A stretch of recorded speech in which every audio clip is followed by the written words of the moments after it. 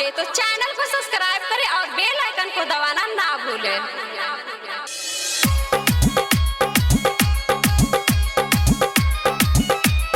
DJ Kanchan Raj Hajipur Vaishali. बोला बोला छठी मैया की।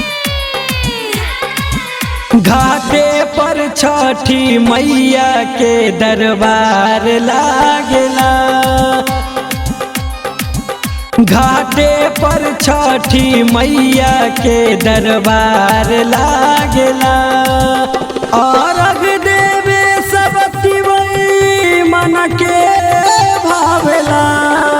घाटे पर छठी मैया के दरबार लागेला। घाटे पर छठी मैया के दरबार लागेला। घाटे पर छठी मैया के दरबार लागेला।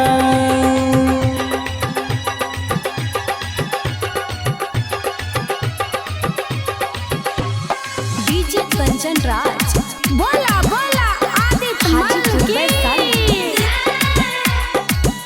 छठी मैया के फल फूल उखिया चढ़ाला हो।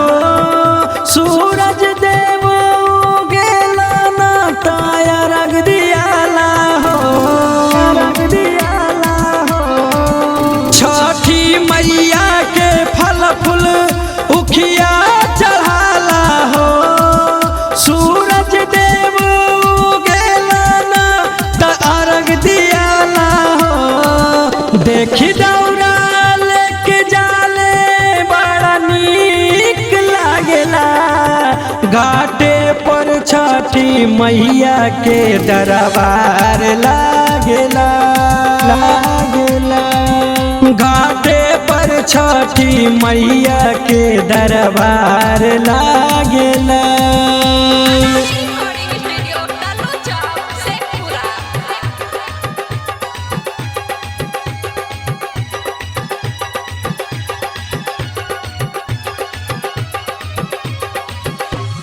डीजे कंचन राज हाजीपुर वैशाली। बाजेला घाटे पर बरह बजनवा हो। भैया भौजी सब जाले छोटा को ललनवा हो। छोटा को ललनवा हो। बाजेला घाटे पर बरह बजनवा हो। भैया भौजी सब जाले छोटा को ललनवा हो। राइटर नीतीश सूरज प्रेमी के गाना बाजला। घाटे पर छठी मैया के दरबार लागेला। लागेला। घाटे पर छठी मैया के दरबार लागेला।